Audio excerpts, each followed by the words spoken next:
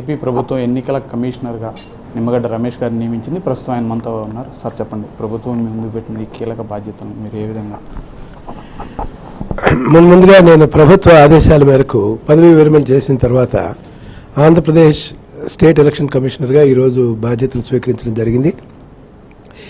నేను మన ప్రజాస్వామ్య వ్యవస్థలో స్థానిక సంస్థలకి ఒక ప్రత్యేకమైన స్థానం ఉంది. ఈ ప్రజాస్వామ్య వ్యవస్థలో ఒక కీలక భూమిక పోషించేవి ఈ స్థానిక సంస్థలే. ఈ విషయాన్ని గుర్తించే రాజ్యాంగం 73, 74 అధికరణాల ద్వారా వీటికి ఒక దశాదిశ నిర్దేశం కూడా చేయడం జరిగింది.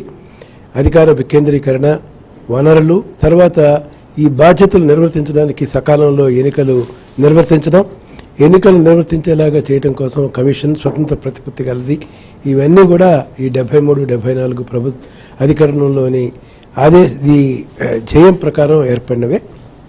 ఇవి ఈ ప్రజాస్వామ్య వ్యవస్థలు బలంగా పనిచేయాలంటే క్రియాశీలకంగా కింద నుంచి ఉన్న అట్టడుగు నుంచి ఉన్న సంస్థలు కూడా ఇవన్నీ కూడా మెరుగ్గా, జవాబుదారీగా, చక్కగా నిర్దేశించిన ప్రకారం కనుక పనిచేసినట్లయితే ప్రజాస్వామ్య వ్యవస్థకే ఇది హేతుదాయకంగా ఉంటుంది. ప్రభుత్వం తన ముందు పెట్టినటువంటి బాధ్యతలను సక్సెస్ఫుల్గా ముందుకు తీసుకెళ్తా స్థానిక సంస్థల బలోపేతానికి ఎట్టి వరుసలో వాళ్ళని కృషి చేస్తానని కూడా రమేష్ గారు మనతో చెబుతున్నారు. కెమెరామెన్ రాజేష్తో రాజేష్, నెంబర్ 1 న్యూస్, హైదరాబాద్.